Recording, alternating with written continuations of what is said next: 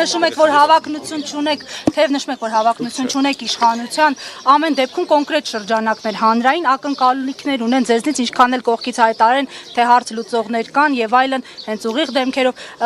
այդ մարդկանց ակնկալիքները ինչպես պիտի արդարանան։ Այսինքն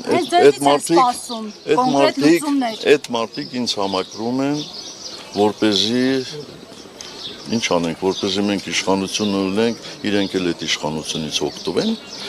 Չէ, մեզ այդպիսի մարդիկ պետք չեն։ Դրա համար մենք շատ հստակ հայտարարել ենք, որ իշխանություն չենք ուզում։ Պարզ քաղաքացիներ էլ կան, պարոն նախագահ, որոնք ակնկալում են, որ շատ լավ,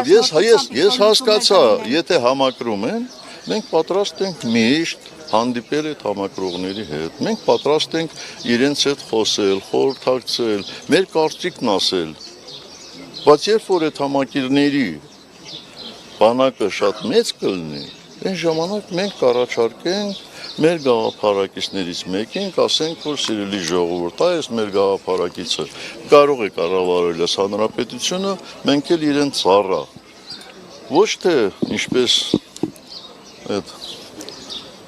ուժեղ խմբակցության պատգամավորներից մեկը ասեց, որ իբր ես ձգտում եմ լինել Հայաստանում Իվանիշվիլի, ինչպես Վրաստանում Բիձինա Իվանիշվիլին է, ու ինչ ուղղակի, ինչ ասեմ, աբսուրդ է, էլի, աբսուրդ։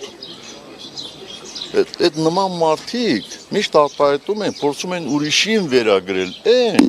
ինչ որ իրանց հոգու խորքում է։ Դա ծիծաղելի է դա։ Երբ խոսեց համակիրներից, ուզում եմ նաև այլ մյուս խմբի մարդկանց կամ քաղաքական գործիչների ասածները ուղղակի հարցնել դրա մասին, տեսեք նաև այսպես են ասում, որ նախկինները, այսինքն Հայաստանի երկրորդ պաշտոնաթող նախագահներն ու գործող իշխանությունը իրար օդի ջրի պես պետք են, որովհետև այդ փոխադարձ վեճի մեջ ամրանում է Նիկոլ Փաշինյանը։ Նաև ասում են ինչու չեն հեռանում դաշտից թե գործողը թե նախկինները, որ նոր ուժեր գան եւ մարդիկ այլընտրանք ունենան։ Հեռանալու ընդհանրապես, որ հանրապետականը ոչ մի process-ի չմասնակցի։ Դրա մասին մտածել եք, պարոն Սարգսյան, օրինակ։ Դրա մասին, որ այդ ասածների մասին, թե հեռանալու մասին։ Երբ որ ես զգամ, որ ես Հայաստանի Հանրապետական կուսակցությանը բեռ եմ, ես վարկյան անգամ չեմ հապաղին, երբ որ ես տեսնեմ, բայց երբ որ ես ինքս տեսնում եմ, իմ ընկերների վերաբերմունքն եմ տեսնում, ես դա ուղղակի տմարդի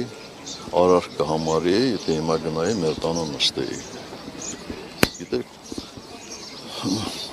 ես չեմ հասկանում այն մարդկանց, ովքեր համարում են, թե Հայաստանի քաղաքական դաշտը մի մարդատար մեքենա է, այսինքն մենք նստել ենք այդ մեքենան, այլևս իրանց համար տեղ չկա, ասում են իջեք մենք անք նստենք։ Բայց այս դաշտը ազատ է, թող դրսևորվեն, թող համախոհներ ձեռք բերեն, թող համակիրներ ձեռք բերեն, թող իրանց խելացի խոսքերով մարդկանց գրավեն դեպի իրենց ով է խանգարում։ Եվ այդ ասողներն ովքեր են, ես մի անգամ դրանք անդրադառնամ, էլի ոտի վրա չանդրադառնամ, իրանց գնահատականները գտամ, ես եմ ձեզ շնորհակալ, բայց ես կարծում եմ, դուք պրոստը ձեր հարցերը ուղղակի, ձեր հարցերը սպառում եք, որտեղ ինչպես տեսակ, դեռևս, հա, դատեր են լինելու, էլի կարծում, եթե նեղություն չլինի գալու եք, ոչ, ես մի ուրիշ ձև կընտրեմ, բոլորդ, ոչ միայն դուք, այլ նաև ձեր ամբողջ շրջապատը հնարավորություն կունենա ինձ հարցեր տալու։